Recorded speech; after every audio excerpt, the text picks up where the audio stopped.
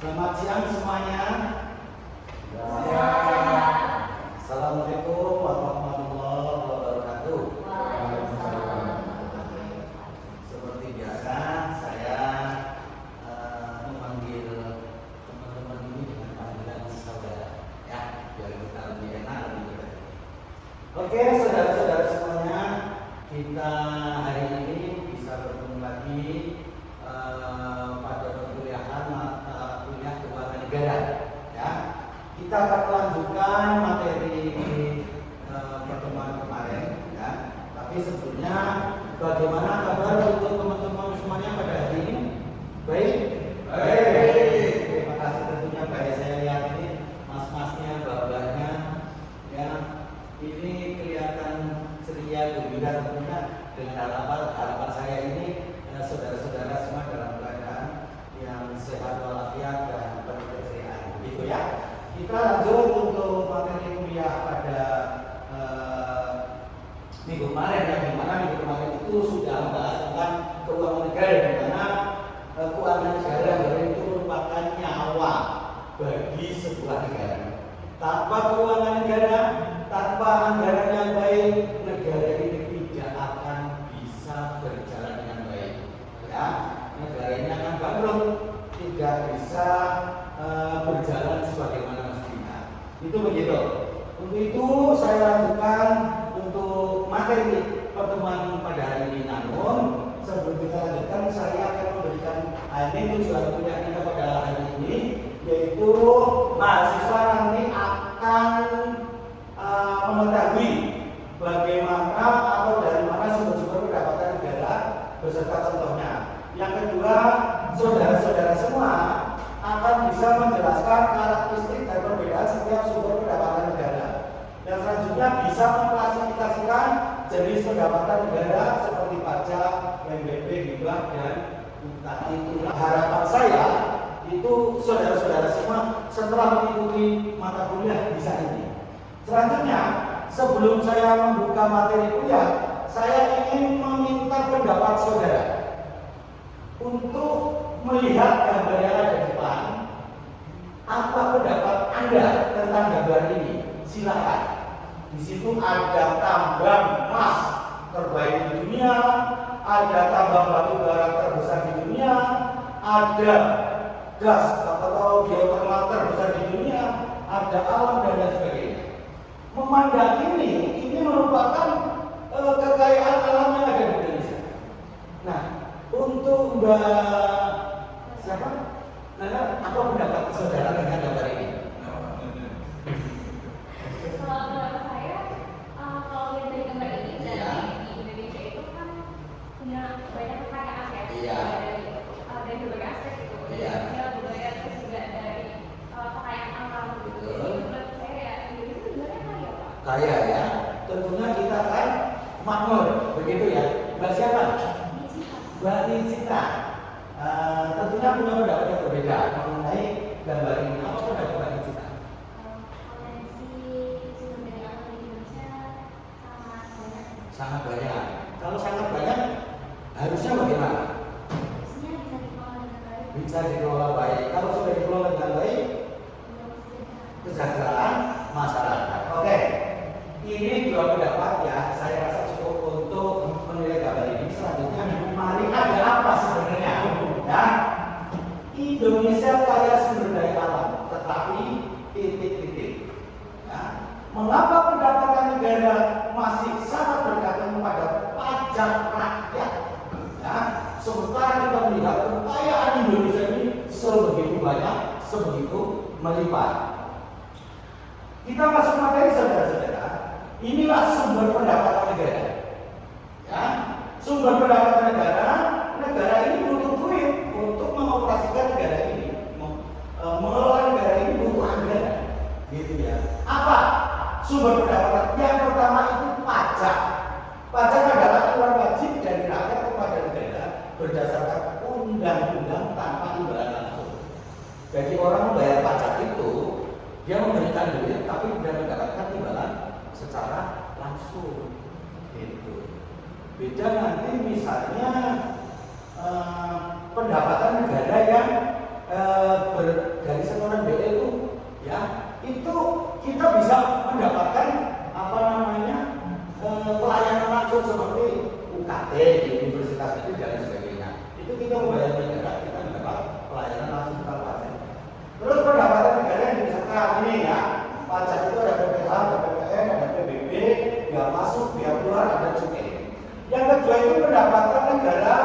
bukan pajak.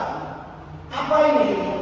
Yaitu penerimaan negara bukan pajak dari pengelolaan seperti sumber daya alam dan pelayanan pemerintah. Ya, jadi yang pertama itu pajak, yang kedua ada pendapatan negara bukan pajak. Ya, di sini ada pengelolaan migas, ada non migas, ya, ada dividen BUMN, ada laba BUMD, ada setoran BLU, ada setoran badan hukum milik negara dan lain-lain. Inilah pendapatan negara yang bukan pajak. Selanjutnya yaitu pendapatan negara yang sah. Ya, di sini seperti hibah.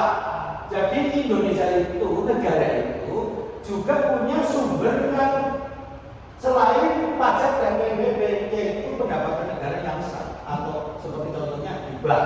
Misal ada hibah dari donor, lembaga donor internasional seperti dari UNESCO dan sebagainya. Nah ini pendapatan negara yang sah, tapi bukan PNBP dan juga bukan pajak. Nah apabila tiga komponen ini belum cukup untuk membiayai belanja negara, apalagi sumbernya utang. Ya, jadi kalau ini semua dikumpulkan dengan kekayaan negara yang begitu banyak, itu kalau belum cukup utang. Utang itu bisa berupa surat berharga negara, ya, ada berupa utang luar negeri, ada SBSN atau surat berharga syariah negara. Inilah sumber keuangan negara. Selanjutnya, apakah ini sudah sesuai dengan harapan kita sebagai warga negara yang hidup di negara yang kaya raya? Kita lihat di sini persentasi pendapatan negara. Ya, kita lihat di situ dari pajak 82%, ya 82,8%. Dari sumber daya alam yang segitu banyak cuma 7,41%. Yang dari badan usaha milik negara ada Pertamina, kereta api dan lain sebagainya, banyak sekali badan usaha milik negara. Itu cuma menyumbang kas negara sebesar 3,1%. Badan pelayanan umum, rumah sakit, perguruan tinggi dan lain sebagainya, itu cuma menyumbang negara sebesar 3%. Lainnya bukan pajak seperti hibah dan lain sebagainya, itu sebesar 4%. Kalau begitu, kemana kekayaan kita selama ini? Nah, kalau kita lihat Freeport itu sudah dari tahun 70, yang satu tahun itu menghasilkan 1,7 ton emas. Bayangin, 1 gramnya sekarang itu ada 3 juta. 1,7 ton emas. Berapa duitnya? Hanya menyumbang 7,41%. Nah, itulah PR bagi saudara-saudara semua mahasiswa administrasi publik sebagai calon-calon administrator, calon-calon para pengelola negara harus memikirkan ini. Negara yang kaya raya kenyataannya 82% ini dipungut dari rakyat. Yang seharusnya kalau itu semua dikelola dengan baik, masyarakat ini tidak perlu membayar pajak, negara sudah jalan. Contohnya, sekarang ada hilirisasi. Ya, saudara-saudara pasti tahu hilirisasi dari sektor nikel saja yang tadinya kita menjual mineral hanya untung 30 triliun, tapi begitu dihilirisasi langsung naik sebesar 540 triliun. Itulah kesalahan selama ini di dalam mengelola negara. Begitu saudara-saudara, ada pertanyaan? Bagaimana? Ya. Kalau melihat kenyataan seperti itu berarti miris ya Pak ya? Miris. Kira-kira ke depan kita harus seperti apa Pak? Nah, itu pertanyaan sangat baik. Tentunya saudara-saudara sebagai calon administrator publik itu harus tahu bagaimana mengelola negara. Mengelola itu mulai dari perencanaan, implementasi sampai dengan evaluasi, pengawasan ini harus betul-betul transparan, akuntabel dan kredibel. Itulah yang nanti setelah menjadi sarjana administrasi publik sebagai seorang akuntan. Oke, terima kasih saudara-saudara untuk materi saya sampaikan sampai di sini. Sesudah materi ini saya akan memberikan tugas yaitu diskusi kelompok. Nah, sekarang diskusikan apakah tetap muka atau bagaimana caranya untuk meningkatkan PNBP agar Indonesia ini tidak terus meningkatkan pajak untuk menutup dari negara. Silakan diskusikan. Turunkan kami. Wah. Ya. Gimana menurut Mbak kelompok satu? Silakan diskusi. Saya melihat dari sini. Kalau menurut kami sih dari kelompok kami jelas bagus utang. Utang itu pasti jangan menyelesaikan masalah gitu ya. Kita tahu kalau utang terus lama-lama kita malah jadi kejebak gitu ya. Terima kasih. Terima kasih saudara-saudara atas presentasinya. Saya memberikan apresiasi yang sebesar-besarnya. Kita kasih tepuk tangan untuk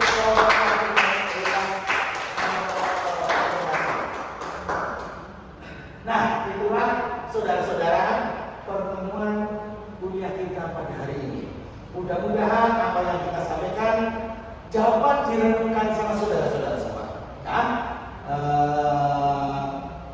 bagaimana kita atau bagaimana sebaiknya negara ini mengelola kekayaannya agar amanat undang-undang dasar bahwa kekayaan negara baik yang ada di laut, air dan udara ini bisa mensejahterakan seluruh warga negara Indonesia dengan berkeadilan. Terima kasih atas perhatiannya. Saudara-saudara semua sudah bisa bekerja sama dengan saya. Saya akhiri. Wallahu a'lam bishawab.